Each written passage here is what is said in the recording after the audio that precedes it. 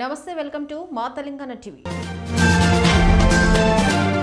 మల్కాజ్గిరి ప్రభుత్వ ఆసుపత్రిలో సరైన వసతులు లేక ఆసుపత్రికి వచ్చే పేషెంట్స్ ఇబ్బంది పడుతున్నారని మల్కాజ్గిరి ఎమ్మెల్యే మర్రి రాజశేఖర రెడ్డి అన్నారు.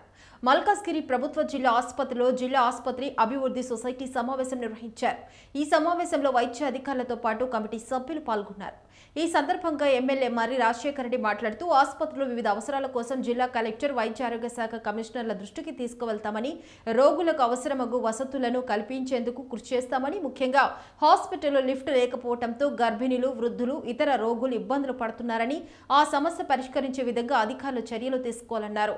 ఆసుపత్రి అభివృద్ధి కమిటీ సూచనలను, స్థానికుల సూచనలను కలెక్టర్, ఉన్నతాధికారుల దృష్టికి తీసుకువెళ్తామని, త్వరలోని సమస్యలన్నీ పరిష్కరించేందుకు మార్గాలు చూపుతామన్నారు. మల్కాజ్గిరి హాస్పిటల్లో రివ్యూ మీటింగ్ జరగడం జరిగింది. ఇక్కడ ప్రధానంగా ఒక లిఫ్ట్ సమస్య గత 2.5 సంవత్సరాల నుంచి ఈ లిఫ్ట్ సమస్య అలాగే ఉంది. అన్ఫార్చునేట్లీ ఏంటంటే ఇక్కడ పై ఫ్లోర్లో అంటే 3rd ఫ్లోర్లో పాలియేటివ్ కేర్ అనే క్యాన్సర్ పేషెంట్స్కి ట్రీట్మెంట్ ఇవ్వడం జరుగుతుంది.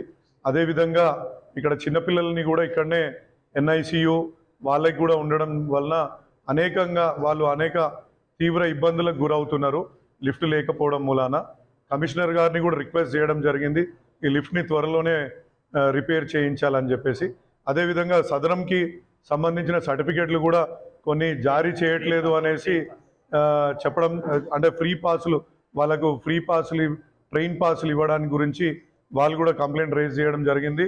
ఇమీడియట్లీ మన హాస్పిటల్ సూపరింటెండెంట్ గారు కూడా